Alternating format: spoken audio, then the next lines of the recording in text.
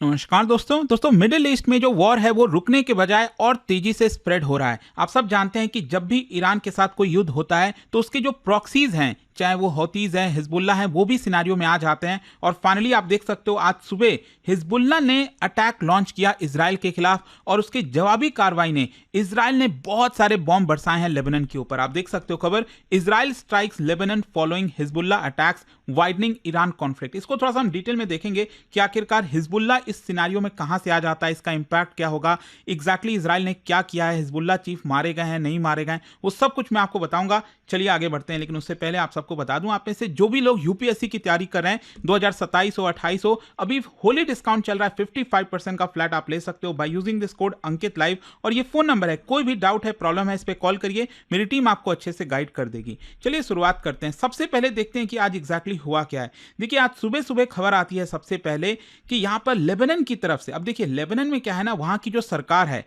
और साथ ही साथ वहां पर जो ग्रुप है हिजबुल्ला, उन दोनों के बीच में काफी डिफरेंस आपको देखने को मिलेगा।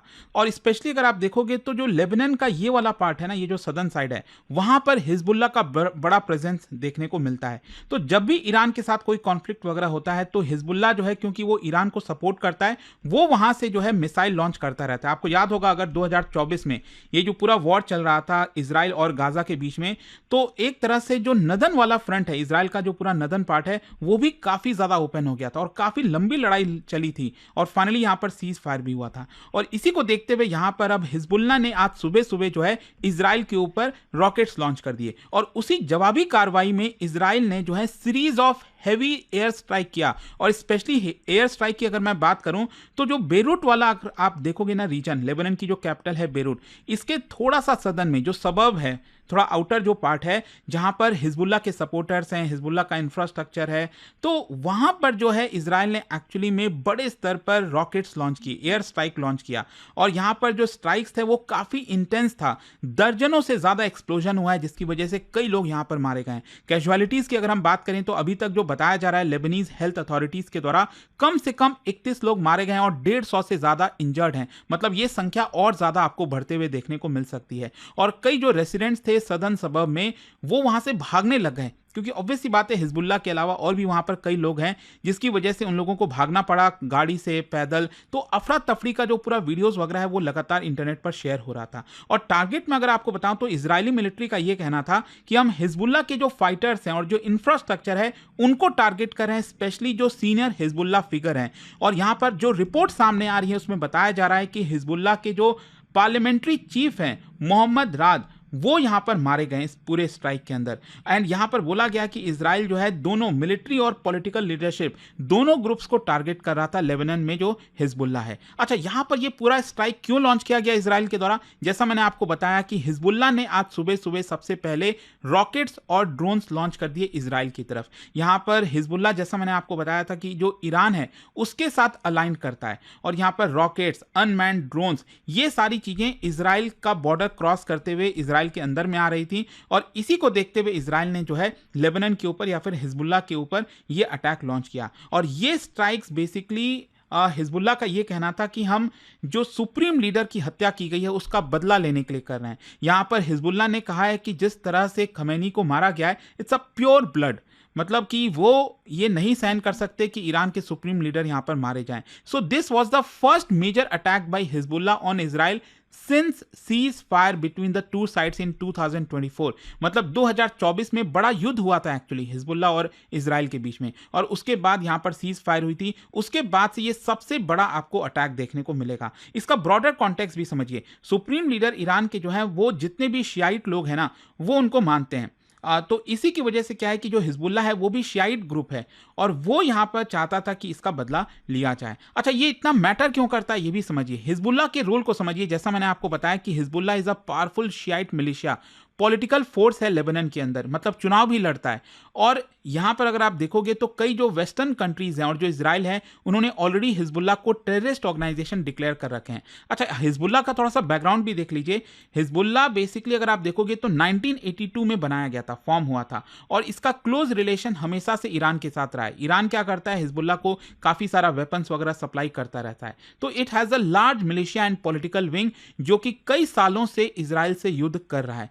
और साथ ही साथ जो मैंने आपको बोला ना, बेरूट का जो सदर्न सबर्ब है वहां पर हिजबुल्लाह का स्ट्रांग होल्ड आपको देखने को मिलेगा। और 2024 में भी यहां पर जो वॉर हुआ था, फाइनली यहां पर सीज फायर तो हो गया था, लेकिन टेंशंस अभी भी इजराइल के साथ बनी हुई थी। और फाइनली आप देख सकते हो कि यहां पर 2024 का जो सीज फायर है वो ब्रेक हो गया है और एक नया फ्रंट यहां पर खुल गया है। मतलब कि इजराइल और जो लेबनान का ये जो बॉर्डर है, इसमें एक नया फ्रंट अब आपको देखने को मिलेगा। अच्छा, अब इसको लेकर लेबनीज गवर्नमेंट का क्या रिएक्शन है? देखो, जो लेबनान की सरकार है वो बिल्कुल भी खुश नहीं है, क्योंकि मैंने आपको पहले ही बोला, लेबनान की जो सरकार है और जो हिजबुल्लाह है, दोनों के बीच में काफी आपको डिफरेंस देखने को मिलेगा। अब लेबनान गवर्नमेंट का यह कहना था कि कौन कौन से लोग हैं, हिजबुल्लाह के लोग हैं, जिन्होंने इजराइल के ऊपर रॉकेट्स और जो ड्रोन्स हैं वो लॉन्च कर दिया, क्योंकि अगर वो नहीं करते तो इजराइल यहां पर रिटेलिएट नहीं करता और लेबनान के कई जो मासूम लोग हैं वो मारे नहीं जाते।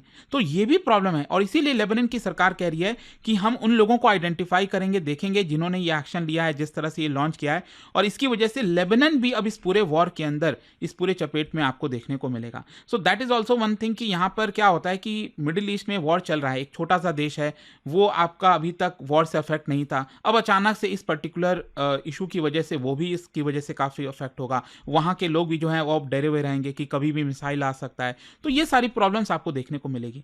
अच्छा, ये जो आज इवेंट हुआ है, how this fits into broader middle east war, ये भी आपको समझने की जरूरत है। क्या है कि जो सुप्रीम लीडर खमैनी की हत्या हुई, यूएस इजराइल फोर्सेस ने मारा, उसके बाद जिस तरह से ईरान यहां पर बदला ले रहा है, एंड आई एम श्योर कि आप देख ही रहे होगे, मतलब शायद यूएस ने भी नहीं सोचा होगा, वो कैलकुलेशन ही नहीं किया होगा कि अगर वो ईरान के ऊपर इतना ज्यादा बॉम्बिंग करेगा तो रिटेलिएट करेगा ईरान किस तरह, जो गल्फ कंट्रीज हैं उसके ऊपर अटैक करके। जस्ट फॉर एग्जांपल आप दुबई देख लीजिए, मतलब हर कोई शौक है दुनिया में कि दुबई को one of the safest place बोला जा रहा था, फाइनेंशियल कैपिटल है, इतनी सारी चीजें होती हैं वहां पर, तो कभी इस तरह की चीजें नहीं होंगी। लेकिन आप सोच के देखो ना, दुबई के एकदम इंपॉर्टेंट मेन एरियाज में, दुबई का जो बुर्ज खलीफा है उसके पास नजदीक में बॉम्बिंग हुई। इसके अलावा जो बुर्ज अल अरब हो गया, पाम जुमेरा हो गया, जो पोर्ट है, दुबई का पोर्ट है, वहां पर आपका धुआं निकल रहा है। आप राइट साइड में देखिए किस तरह से जो है दुबई के अंदर काले बादल आपको देखने को मिलेंगे, इस तरह से धुआं, ये एक्चुअली पोर्ट की हम दिखा रहे हैं तस्वीर। और साथ ही साथ ये दुबई इंटरनेशनल एयरपोर्ट, वहां पर भी बॉम्बिंग हुई और कई लोग इंजर्ड हुए हैं। तो ये एक्चुअली क्या है ना, जो पूरा वॉर है वो अब पूरे मिडिल ईस्ट में एक्चुअल में फैल चुका है। ऐसा पहले लग रहा था, यूएस और इजराइल ने ये कैलकुलेट किया होगा कि अगर वो ईरान के ऊपर अटैक करेंगे तो ज्यादा से ज्यादा ईरान क्या करेगा, जो यूएस के एयर बेसेस हैं गल्फ कंट्रीज में, चाहे वो बहरीन में हो, कुवैत में हो, अबू धाबी में हो, सिर्फ वो पर्टिकुलर एयर बेसेस पर तक ही सीमित रहेगा। लेकिन ईरान ने ये दिखा दिया कि देखो, अगर आप सोच रहे हो कि आप हमें खत्म कर दोगे तो ऐसा नहीं है, यहां पर ये बहुत ज्यादा कॉस्ट बढ़ने वाली है। मतलब आप देखोगे ना तो यूएई के जो प्रेसिडेंट हैं, मिडिल ईस्ट के जितने भी कंट्रीज के जो अलग अलग लीडर्स हैं, वो कहीं ना कहीं पैनिक मोड में आ चुके हैं, क्योंकि उन्होंने भी नहीं सोचा था कि उनके सिटीजन्स इंपैक्ट होंगे इस पर्टिकुलर इवेंट की वजह से। तो दैट इज वाई अब आप देखिए आज का ये जो इवेंट हुआ है, लेबनान ने के साथ भी जो अभी इशूज चल रहे हैं, जो हिजबुल्लाह और इजराइल के बीच में एक नया फ्रंट खुल चुका है, तो यहां पर और ज्यादा वॉर एस्केलेट होने की काफी ज्यादा संभावना है। अब देखते हैं इसको लेकर आगे क्या होता है, बट आई होप कि ये जो इंपॉर्टेंट अपडेट था लेबनान से रिलेटेड वो आपको मिल गया होगा। जाने से पहले एक बहुत ही इंटरेस्टिंग क्वेश्चन, क्योंकि हम लेबनान की बात करें, इसके ज्योग्राफिकल लोकेशन से रिलेटेड दो स्टेटमेंट है। Lebanon shares land borders with Syria and Israel, Lebanon shares a maritime boundary with Cyprus. तो इसका कौन सा राइट आंसर होगा? इसका जो सही उत्तर है मेरे इंस्टाग्राम पर मिल जाएगा स्टोरीज में, वहां पर अगर आप नहीं हो कोई बात नहीं, टेलीग्राम से ले सकते हैं इसका सही उत्तर। और दोस्तों मैं आपको बता दूं, अगर आप में से जो भी लोग यूपीएससी की तैयारी कर रहे हैं, अभी होली सेल चल रहा है, 55% का ह्यूज डिस्काउंट आपको मिलेगा 2027 या फिर 2028, कोई भी बैच आप लेते हो, बस आपको यूज करना है ये कोड अंकित लाइव, लिंक कमेंट सेक्शन में दिया हुआ है, और ये फोन नंबर है, कोई भी डाउट है, प्रॉब्लम है, दिक्कत है, इस पे कॉल करिए, मेरी टीम आपको अच्छे से गाइड कर देगी। स्टडी IQ IAS, आपका सिलेक्शन हमारा मिशन।